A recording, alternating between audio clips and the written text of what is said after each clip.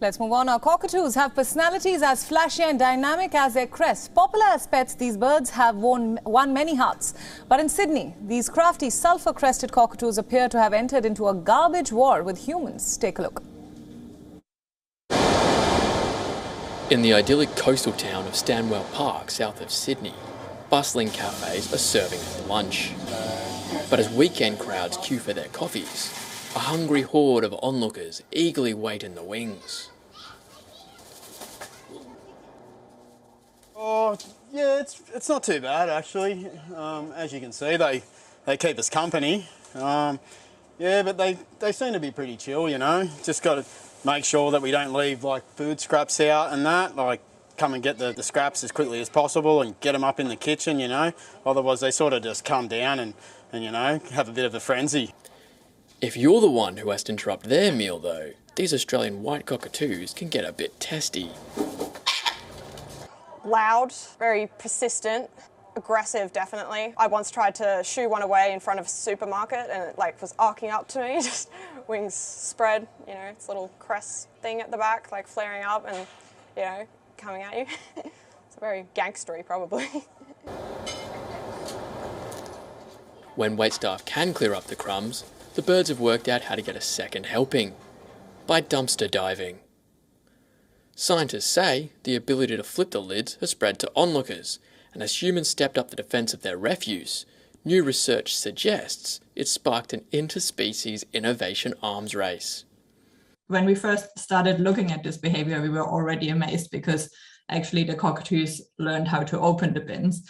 But then looking at how this progressed and the people then protecting the bins, and I was like really astonished by like how many different methods people have invented. It's like really amazing. And then taking this like one step further, so the cockatoos being able to solve some of the methods and then people escalating again. So I think really this sort of like stepwise progression and reiteration, that was like the most interesting part for me. This is to stop the cockies, so I put it under here, just to stop the cockatoos from getting in the bin. Otherwise, yeah, and how hard, like, why did you go to that? What were you doing before? It's just down here. They had that rock on there. And they moved that somehow, did they? Somehow they moved it. I don't know how, it must have taken 5 or 6 of them, but yeah, they definitely moved it. So I had to go to the hockey strap, which I reckon I'll work out eventually. If you put bricks on the bin lid, then in some areas the cockatoos are able to push them off.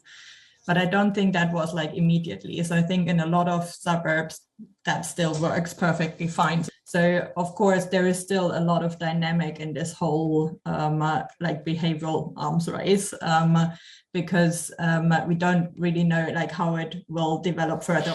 The key question is though, who will win this race? I think that's really hard. I think ultimately it will be the humans. It could be that it just like goes up the arms race and then at some point there is one that gives up or can't do it anymore, or there's so many other factors that maybe it just like goes extinct in some places but not in others, and I think this will be really interesting to look at.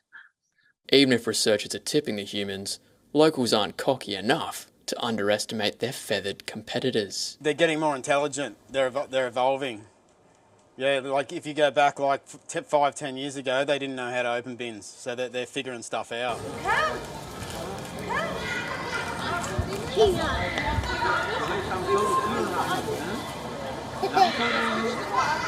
WION World is now available in your country. Download the app now and get all the news updates on the move.